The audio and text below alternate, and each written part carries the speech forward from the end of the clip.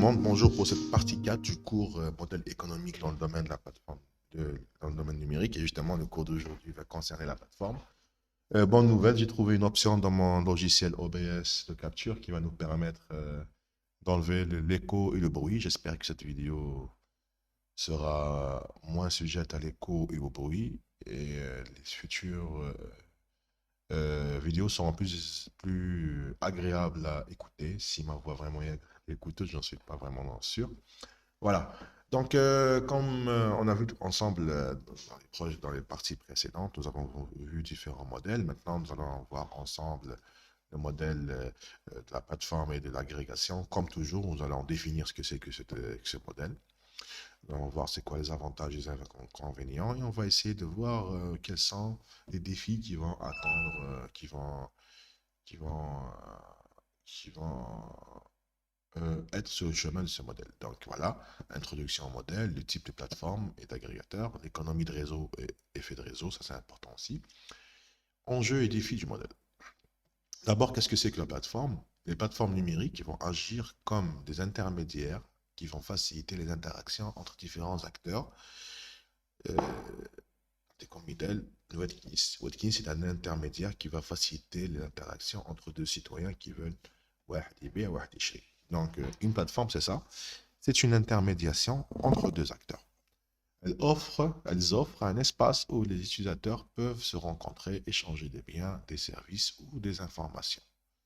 Les plateformes peuvent être des sites web, des applications ou des systèmes informatiques qui permettent des transactions ou des interactions entre les utilisateurs. Exemple, plateforme Progress, elle permet de mettre en interaction les enseignants, l'administration et les étudiants. Donc nous, l'administration va nous proposer des espaces où on va mettre les notes. Nous, on va mettre les notes et vous allez pouvoir les voir à travers votre application Progress, Web Études. Donc, Progress est typiquement une plateforme parce qu'elle est intermédiaire entre plusieurs acteurs.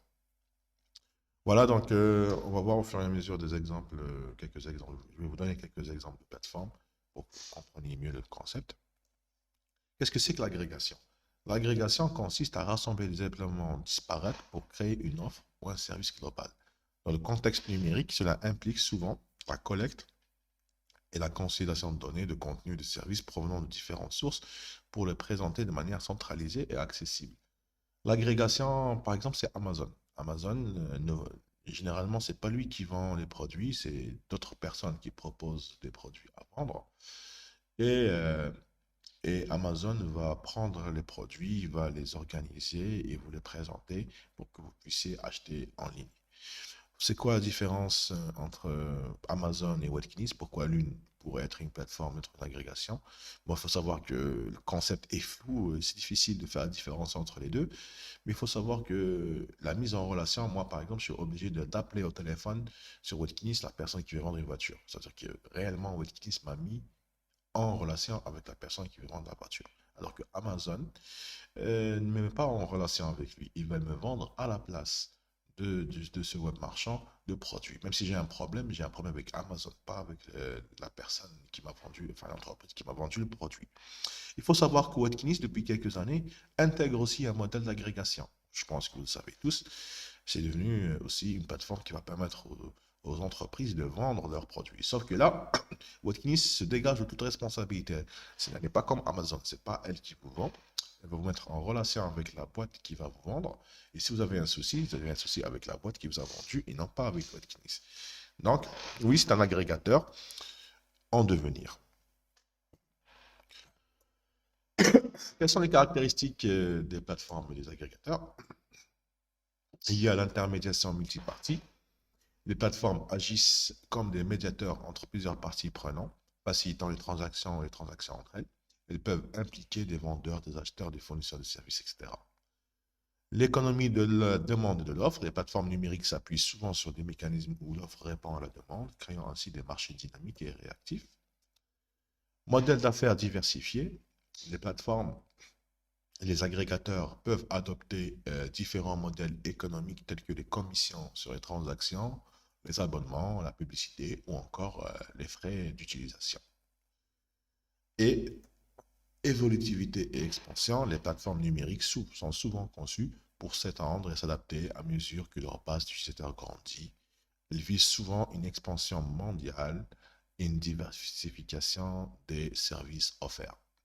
Prenons par exemple Netflix. Est-ce que Netflix est réellement une plateforme? On va voir, est-ce qu'elle répond à ces quatre questions. Est-ce que c'est une intermédiation multipartie? Oui, la plateforme elle va être un médiateur entre ceux qui créent les séries et ceux qui consomment la série, c'est-à-dire entre les producteurs de séries et nous-mêmes. Euh, Est-ce qu'elle offre, est-ce que c'est une économie de la demande et de l'offre? Complètement, complètement. Netflix s'appuie souvent sur des mécanismes d'offre et qui répond à une demande, la demande des clients à regarder du contenu. Et comme ça, on va créer des marchés dynamiques et réactifs où à chaque fois, il y a de nouvelles séries, de nouveaux films qui apparaissent, etc. Est-ce que le modèle d'affaires est diversifié? Ici, en ce qui concerne Netflix, non, elle a juste l'abonnement, mais ça, c'est pas disqualificatif. Ça reste toujours une plateforme VOD. Euh, Elle prend pas de commission sur les transactions, mais elle est en train de tester, par exemple, la publicité. Là, elle est en train d'essayer de faire de l'abonnement et de publicité, donc elle est en train de diversifier un petit peu son modèle d'affaires. Est-ce qu'elle est évolutive? Complètement. La plateforme Netflix, il y a beaucoup de séries qui rentrent et beaucoup de séries qui sortent. Elle est en train de tester des choses, des jeux interactifs par exemple, etc. Oui, oui, elle a testé par exemple, je me souviens avec un épisode j'ai oublié comment s'appelle la série dystopique, futuriste. Black Mirror, voilà. La série Black Mirror, je me souviens qu'il y avait un épisode où il y avait plusieurs fins possibles pour un épisode et à travers des commandes, vous deviez choisir, faire des choix pour débloquer différentes fins. C'est ce qu'ils appellent, eux, des épisodes interactifs. Donc, oui, ils sont en évolutivité et en expansion. Ils sont en train de tester des choses, d'étendre leur catalogue, etc. Oui, oui, complètement. Netflix est une plateforme. Quels sont les types de plateformes d'agrégateurs? Nous avons les plateformes horizontales et verticales. C'est quoi une plateforme horizontale? Elle couvre un large éventail d'activités et de services sans se limiter à un domaine spécifique. Ces plateformes sont souvent généralistes, offrant diverses fonctionnalités ou services à un large public. Par exemple, on a Amazon. Amazon, par exemple, oui, absolument, Amazon vend des produits, livres, vêtements, etc. Mais elle vend aussi des, des serveurs pour les développeurs. Ils peuvent héberger leur plateforme et site web sur les plateformes AWS, etc. Elle vend du stockage. Elle va bientôt vendre, elle vend aussi des films et des séries à travers la plateforme Prime Amazon. Amazon Prime. Bientôt, elle va vendre aussi tout ce qui est aérospatial. Elle va envoyer de la marchandise dans l'espace. Elle est en train de se diversifier. C'est une plateforme Amazon qui est en train de se diversifier à fond. Google, inutile de parler de Google, vous savez très bien qu'elle a une très grande multitude de services qu'elle propose, de la recherche au mail, en passant par l'IA, en passant par l'hébergement, tout ce qui est Google Maps, etc. Euh, AdSense, AdWords, c'est vraiment un fournisseur de services extrêmement varié et évolutif. Ou Airbnb aussi. Donc, tous ces exemples de plateformes sont des plateformes horizontales parce qu'elles proposent énormément de produits et de services. Puis, on a aussi les plateformes verticales. Elles vont être hyper spécialisées. Donc, ces plateformes se concentrent sur des industries ou des domaines spécifiques spécialisés. Elles sont spécialistes.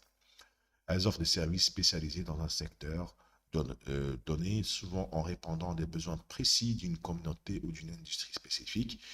Ici, on a l'exemple de Doctolib pour la santé. Doctolib, c'est un site web français qui te permet, à travers tes symptômes, de savoir plus ou moins ce que tu as comme maladie. Je pense aussi, enfin, ça ne remplace pas la vie d'un docteur, bien sûr.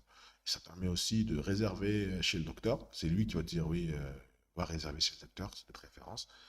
On a aussi GitHub. GitHub, c'est pour le développement de logiciels. Je ne sais pas, vous, en tant que L3, est-ce que vous avez déjà hébergé des dépôts sur GitHub, mais ça permet de faire du développement à plusieurs sur des projets et même tout seul pour avoir une copie de notre projet sur un serveur si jamais il y a un problème avec l'ordinateur. Ici, on a l'exemple d'une plateforme hyper spécialisée dans un domaine bien spécifique qui est le repo. On a aussi Zillow pour l'immobilier. Personnellement, je ne connais pas Zillow, mais apparemment, c'est une plateforme hyper spécialisée dans la vente et la location de biens immobiliers. Voilà, donc ça, c'est des plateformes verticales. On a aussi Booking qui fait que de louer des appartements et des maisons dans le monde. Donc, c'est aussi une plateforme verticale ultra spécialisée. Moi, ce que je vous conseille, en général, les startups qui naissent, même en Algérie ou dans le monde, sont des plateformes verticales extrêmement spécialisées. Il faut vraiment être un Google et un Amazon pour pouvoir proposer des plateformes verticales. C'est très difficile. Plutôt horizontales, c'est très difficile. Voilà, on va voir que la plateforme va permettre ce qu'on appelle une économie de réseau et un effet de réseau, vu qu'on va offrir un accès à des internautes et que les internautes ne sont pas géographiquement situés dans un endroit, ils peuvent venir du monde entier. Vous allez créer ce qu'on appelle un effet de réseau. Donc, ça désigne l'augmentation de la valeur d'un produit ou d'un service à mesure que le nombre d'utilisateurs et de participants augmente grâce à Internet, bien sûr. En d'autres termes, plus il y a d'utilisateurs d'une plateforme ou d'un service, plus sa valeur augmente pour tous les utilisateurs. Voilà. Surtout au niveau de la bourse, hein.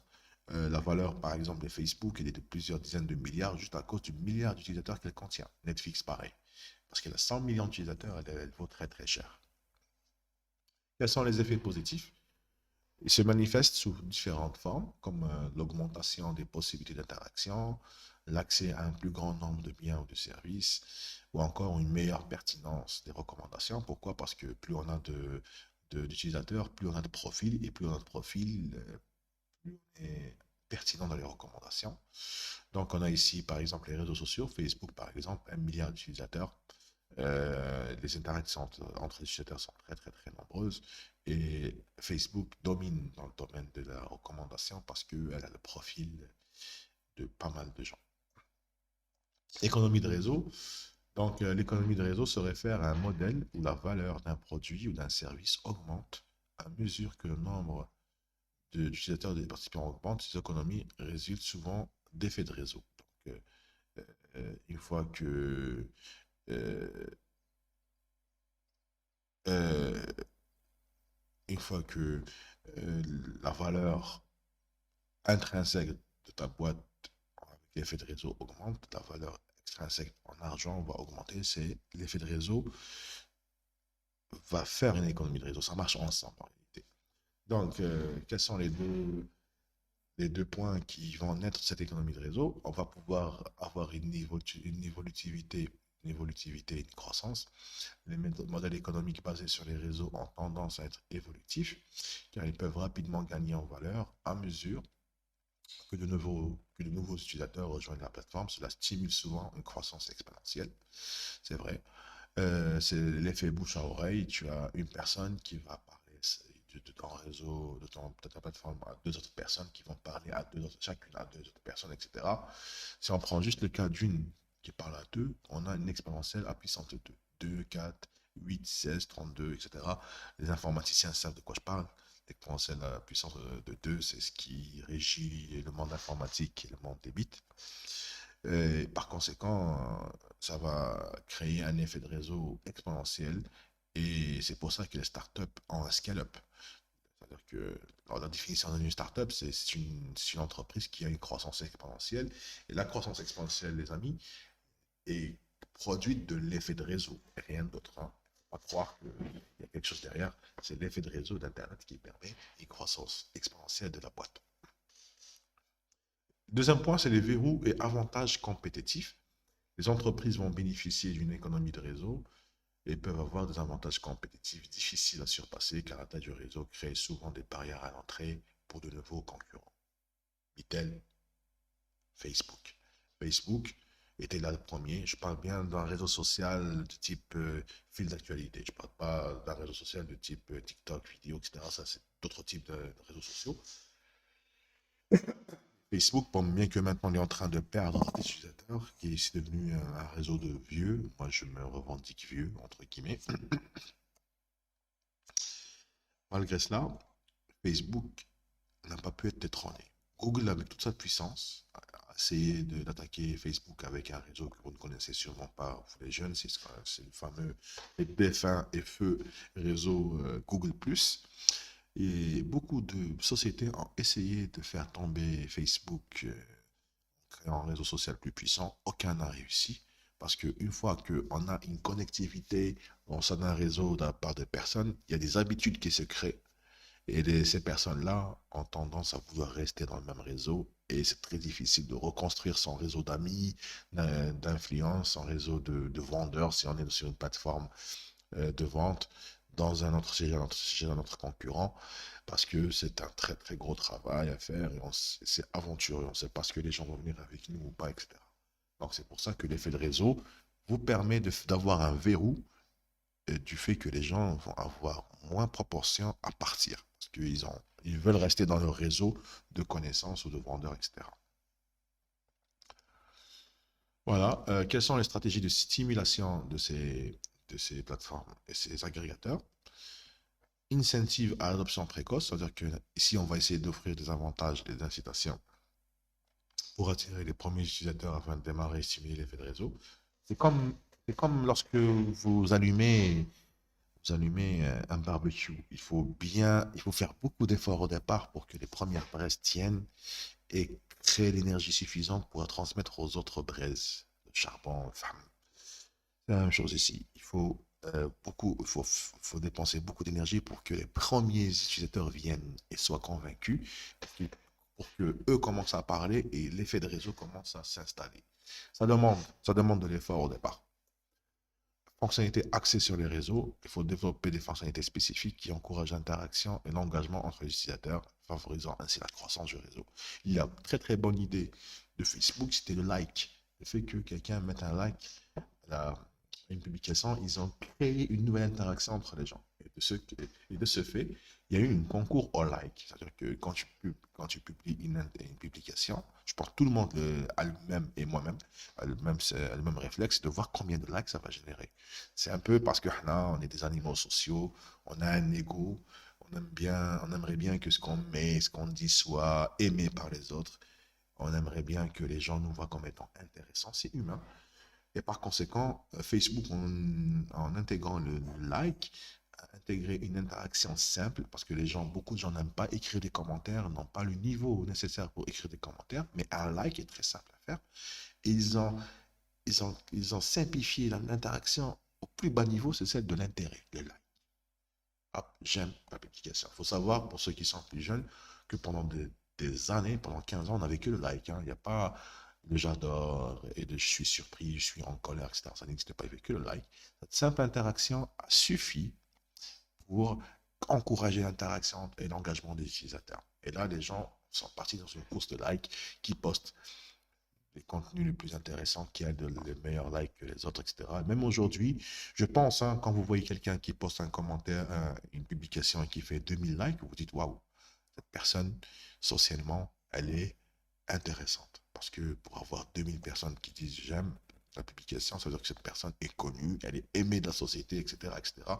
C'est un bénéfice pour l'ego, etc. Ça veut dire que ça peut positionner les gens. Je pense même que dans le futur, la politique sera très liée aux j'aime. Hein. Un candidat qui a 1 million de j'aime sera vu comme étant plus intéressant et plus présidentiable qu'un candidat qui a 100 000 j'aime.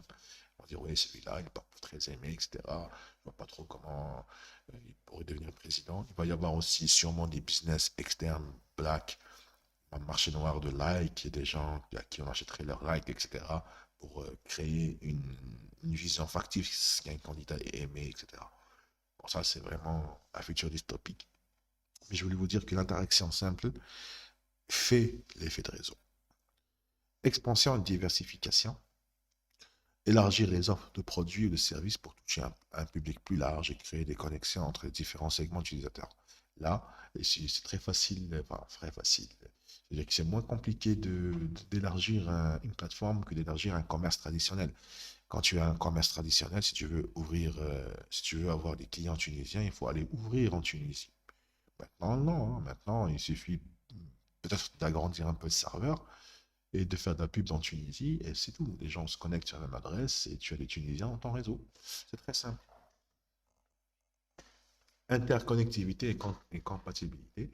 Et il va falloir faciliter l'interopérabilité entre les différentes plateformes et systèmes afin d'étendre l'accès et l'utilité du réseau. Et euh, ça passe par pas mal de choses. Les API, la traduction, il faut que ce soit dans des langues très variées. Il faut que la plateforme puisse communiquer efficacement avec d'autres plateformes pour offrir de nouveaux services, etc. Tout ça, je peux par exemple prendre l'exemple de Bing, de Microsoft, qui est en train de mettre une plateforme de recherche, qui est en train de se connecter sur ChatGPT, qui est une plateforme d'IA, pour essayer d'offrir des fonctionnalités en plus aux gens et les attirer pour essayer de briser la domination Google. Et la domination Google est une des plus grosses dominations de ce siècle et elle sera très difficile à casser. Voilà, comme toujours, nous allons voir quels sont les enjeux et les défis de ce modèle. On a quatre enjeux et défis. La gestion de la concurrence, c'est vrai. Créer une plateforme, c'est bien. Avoir des gens, c'est mieux. Mais il faut toujours se renouveler pour pas que les users, les utilisateurs partent vers d'autres plateformes. Et c'est même pas une question de partir, hein. C'est une question aussi de capter les nouveaux venants. Par exemple, la nouvelle génération n'est pas intéressée par Facebook, elle est intéressée par TikTok, par Snapchat, par Instagram. Donc, Facebook est en train de mourir. Il ne perd pas de gens, c'est juste nous qui sommes en train de mourir, hein. Et ceux qui sont à l'intérieur ne partent pas spécialement, ils sont juste en train de moins interagir et de partir et de mourir, entre guillemets, biologiquement. Et les nouveaux venants, les adolescents, les pré-adolescents, les jeunes adultes, Facebook ne les capte plus parce qu'elle est concurrencée de manière féroce par des nouvelles plateformes. Donc Facebook ne va pas mourir du jour au lendemain, mais est en train de mourir si elle ne se renouvelle pas. Et justement, pour essayer de ne pas mourir, c'est là que Zuckerberg a mis 42 milliards de dollars pour créer le métaverse. Il croyait sincèrement que le métaverse était ce qui allait sauver Facebook en créant un espace tridimensionnel avec réalité virtuelle qu'on visiterait au moyen d'un casque, l'Oculus Rift. Mais ça n'a pas trop marché pour l'instant. Je ne sais pas ce qu'il est venu trop tôt sur le marché, est-ce que la technologie n'est pas assez mature. En tout cas, les gens ne sont pas convaincus.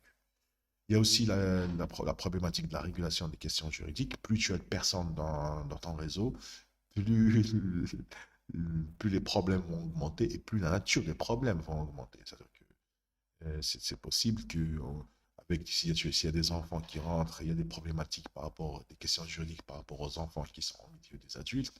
S'il y a des étrangers qui rentrent, il y a la problématique de comment gérer les étrangers, comment gérer la différence entre les nationalités. Par exemple, Twitter, par exemple, Facebook sont très dérangés par comment gérer le problème de la guerre qu'il y a entre Gaza et Israël, le mouvement de résistance gazaoui contre l'occupation israélienne. Les grosses plateformes n'arrivent pas à comprendre comment gérer ça. S'ils sont trop pro-israéliens, il y a le boycott des musulmans qui fera très mal. S'ils sont trop pro-musulmans, il y a l'argent qui va pas venir de ce qu'on connaît. Donc, il y a une très grosse problématique pour régler ces questions juridiques, il faut des spécialistes. Il y a aussi la confiance des utilisateurs. La confiance est très fragile pour les utilisateurs. On peut perdre. Bon, en Algérie, c'est pas, il n'y a pas réellement de débat sur la confiance, etc. Mais les Occidentaux sont très sensibles à ce genre de questions. Il y a des plateformes qui ont perdu des dizaines, des milliers, des millions même d'utilisateurs du jour au lendemain à cause d'un scandale. Par exemple, Facebook, dans le scandale de Cambridge Analytica, a perdu des millions d'adhérents. Et il y a des gens qui ne sont jamais entrés sur Facebook à cause de ça. La confiance d'utilisateur est très difficile à gagner et très difficile à garder surtout. Et finalement, il y a aussi un problème de gestion de la qualité et de la sécurité. Comment faire pour gérer 1 milliard de personnes et comment faire pour que ce milliard de personnes restent sur le réseau et ne s'ennuient pas. C'est très compliqué à gérer. Et pareil pour Netflix, comment faire en sorte que la qualité des séries ne baisse pas, des films ne baisse pas pour que les utilisateurs n'aillent pas regarder ailleurs. Donc, vous voyez, avec cette partie enjeux et défis, qu'il y a deux difficultés lorsqu'on veut faire une plateforme euh, numérique. La première, c'est justement la démarrer avec l'effet de réseau, faire en sorte que les premiers soient satisfaits, que l'information circule dans la population pour que d'autres arrivent au niveau de manière exponentielle. Donc ça, c'est la première difficulté. La deuxième difficulté, une fois que vous avez tous ces gens dans votre plateforme, comment faire pour les garder? Et c'est là toute l'inventivité, la créativité qui va rentrer en jeu et qui va différencier une plateforme A d'une autre plateforme B. Voilà, c'était tout ce que j'avais à dire sur la plateforme d'agrégation. Nous allons voir dans la prochaine partie, dans la dernière partie de ce cours, les, les méthodes hybrides et émergentes en ce qui concerne les modèles de paiement